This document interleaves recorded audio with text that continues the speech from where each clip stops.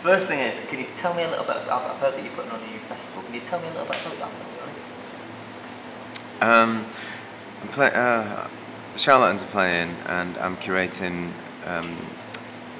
the Sunday of Friends of Mine festival. I was asked to do it late last year, based on the fact that I'd done one at the Isle of Wight festival. Just curated a day. I think that's what they call it, curated.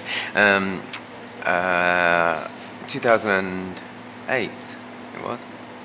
And I had the Charlatans on again, obviously, and Killing Joke, The Horrors, Pains of Being Pure at Heart, Hatcham Social, and just a bunch of bands that I liked, and it seems to go down quite well. So I've been asked to do it again, but at a different place, and I think actually this one, in my opinion, is more suited, I think, because it's a new festival with new ideas, whereas like the Isle of Wight, even though it's a great festival, it's quite a corporate festival, and it doesn't really need any input from any outsiders, really. Whereas this one, it's kind of like starting afresh, and it's and new ideas, new people, and I think that it could be something that might happen again and again and again. I like to have my say on what kind of bands I could bring to the picture. Earlier this year we re-released a deluxe edition of Some Friendly, and that was our first release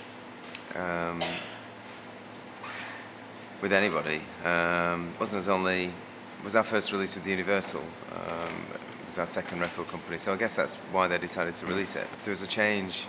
There was a shift within the band. Rob Collins had died while making the album before Telling Stories. The album Telling Stories, he died during the making of that. So we had to change, really.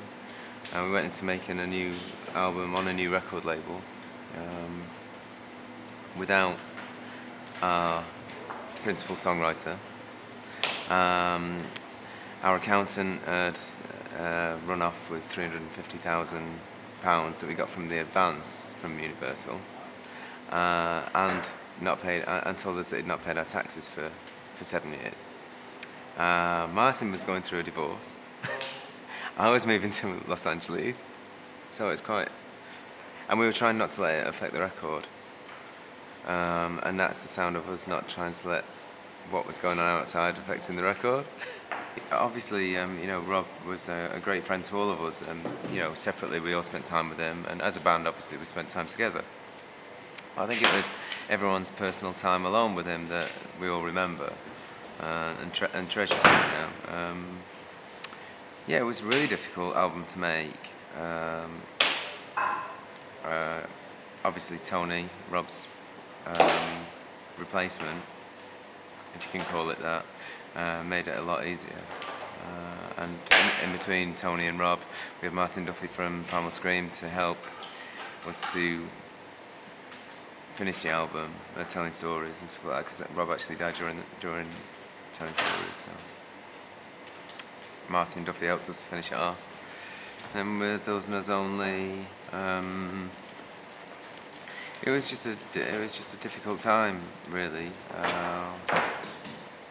And it has,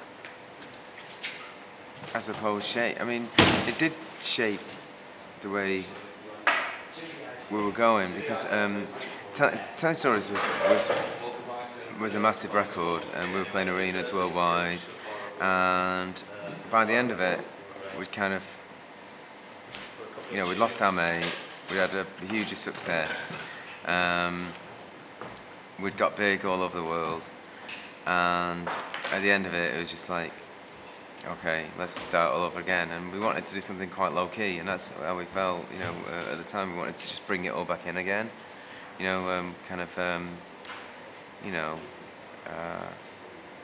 once all the craziness had died down, there was just 5 of us in a room, really, starting from scratch, and kind of like that idea. I would say that there's 2 tracks that I loved the demos of, but was a little underwhelmed by the final recordings, but the great songs, that's A House Is Not a Home and Blonde Waltz. I love the demos of those, but I couldn't find them to put on the deluxe, which has really aggravated me.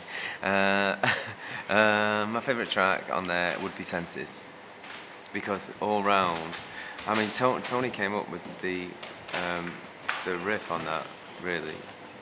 So he started that, and I was a fan of it. And it made me want to write the lyrics that I wrote over it, and the melody that I wrote over it. But I think completely that just sounds really good. It's really interesting. It's really dark. It's emotional, and it's the centerpiece, really. Yeah, I don't know whether we were considered a Stone Roses ripoff or just considered a band that reflected like the times. And I think I read it that we were like a stick of rock with 1990 written through it. We were inspired by stuff that that we grew up listening to, but also inspired by everything that was going on at the time as well. So it was an influence, but just like with everything that I see and everything that I hear, I personally, I'm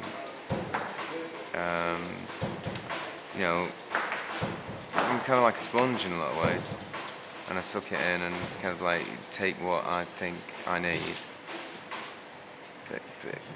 pick bits out, kind of that are inspiring, and put them into my own thing, whatever I need. It's like I don't just go out and steal something for the sake of it. I just take it if I need it.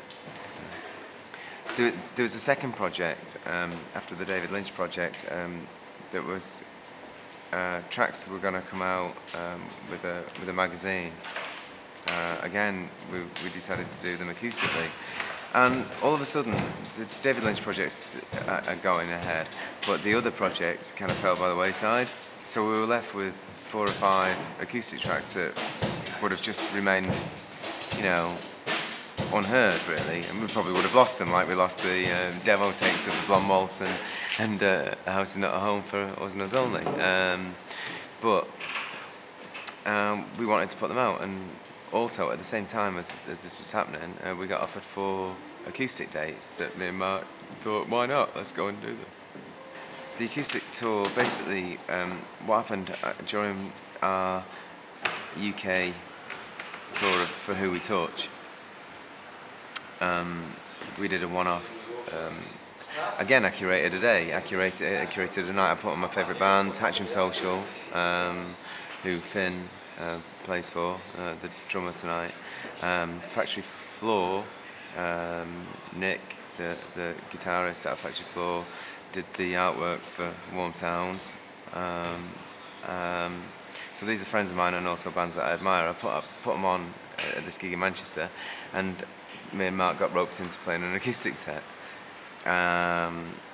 The response was really great. And I was talking to another friend of mine and I said to him, I bet we could do a whole tour of this. And he said, funny you should say that. We're playing festivals, mostly European festivals. We did our first one a couple of weeks ago, and we'll be playing up until October, like festivals and stuff like that. And then we'll be starting to think about writing a new record, and there'll be a new record next year. John is getting better daily. He's playing really well now. It's getting, it's going to take him a while to get totally fit, but he's playing really good, and and it's all looking great. So.